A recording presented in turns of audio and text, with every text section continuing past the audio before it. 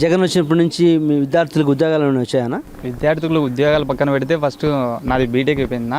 నేను బీటెక్ చదివేటప్పుడు మాకు విద్యా దీవెన అన్నాడు, కానీ మాకు విద్యా దీవెన ఒక లాస్ట్ ఇన్స్టాల్మెంట్ వేయలే. మేము కాలేజీకి ఫీజు కట్టి మేము సర్టిఫికెట్లు తెచ్చుకోవడం జరిగింది జగన్ చేసిన పనికి.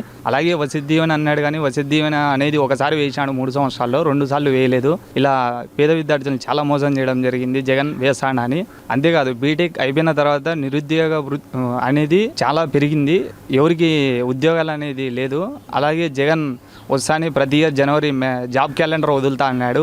నాకు తెలిసినంతవరకు ఒక జాబ్ క్యాలెండర్ కూడా వదలలేదు.